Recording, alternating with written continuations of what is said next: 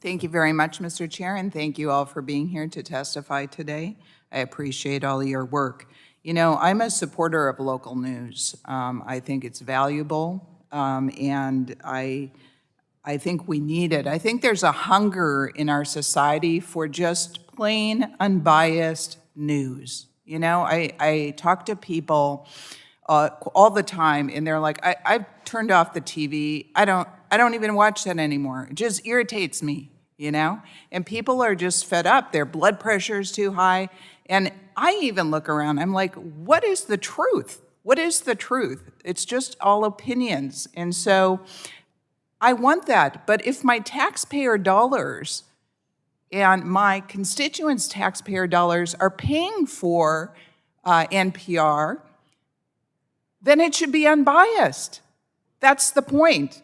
And when my Democratic colleagues are passionate and say, well, Fox News is biased, well, guess what? CNN and MSN is biased too, but the point is they're not publicly funded.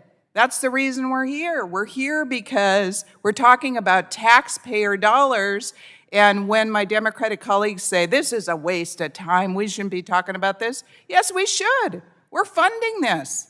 Yeah, it's only $5 million direct funds to NPR, but as was pointed out, all of the member stations have to pay in, and guess where those member stations get the money from? Well, they get it from taxpayer dollars through the Corporation for Public Broadcasting, right?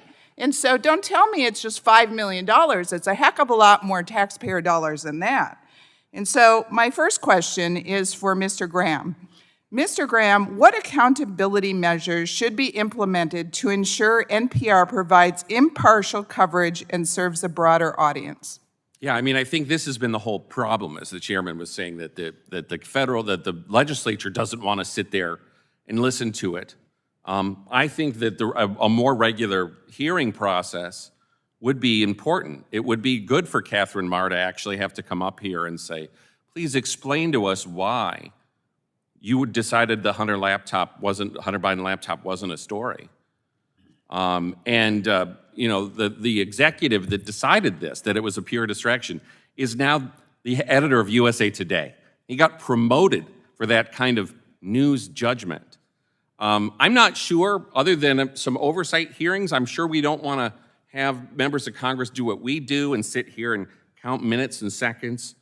But anybody who tries to do that is going to see, for example, yes, they're not covering Republican hearings. NPR doesn't want to cover Republican hearings, but they're going to give 45 hours to the January 6th committee where the Republicans weren't even allowed to select their own members. It's not hard to figure out. Is NPR biased? Listen to it for an hour. It's not difficult to figure out. It's not rocket science. Just this morning, they were talking about the white bonus, that white people benefit from systemic racism, and we all have white privilege. There's a lot of white people in America who are like, I don't really like this story, and guess what? I don't get to speak. You know, a lot of these things, there's nobody in there to say, well, now for somebody who doesn't believe there's a defense of looting, now you get 2 minutes. Yeah. That's a problem. I think oversight hearings may be just the thing to do, but you can see from the CEO not showing up, she's not ready to handle this. She doesn't take it seriously, you know. I know she just started, but she was hired because of all these crazy tweets, right? Yeah. They didn't disqualify her. They basically qualified her when she said, well, I see why people would riot and loot. Well, thank you for your comments. And you can see from the hemorrhaging of people that are in the middle or conservative listening to NPR that it's gotten so left-leaning and so biased that the people have given up listening to them. And that's sad. It's a sad state of affairs. And I want to help try to correct it because I do want local news. I just want the news, okay? I don't want to hear somebody's opinion.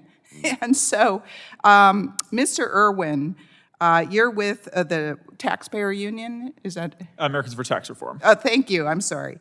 How can taxpayer funding be used as a leverage point to encourage NPR to diversify its political viewpoints. I mean, that's kind of the gist of this hearing, isn't it? Sure. I know we're over time, but quickly, there's been a lot of talk about the intimidation of journalists and that this hearing is the intimidation of NPR journalists.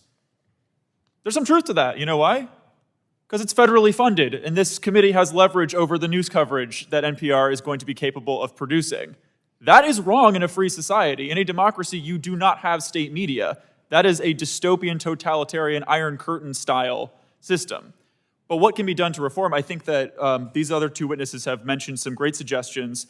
The decentralization is going to be a great one. The focus on local news, regular hearings, more regular oversight. The last time in 1999 when this committee did have a hearing with NPR, by the way, it was over a scandal where local affiliates were sharing donor lists with Democratic Party operatives. So, I think that to call it a propaganda arm for the Democratic Party, it falls a little bit short. It's more of a money laundering operation for in-kind contributions to Democratic campaigns well beyond federal election regulation limits. I think our suggestion is simply take away the money and make it a voluntary contribution that you can check on your tax form if you would like, and the disproportionately affluent people who do pay taxes will be able to make a contribution. Thank you, and I yield back. Thank the gentlelady for yielding back. Now recognize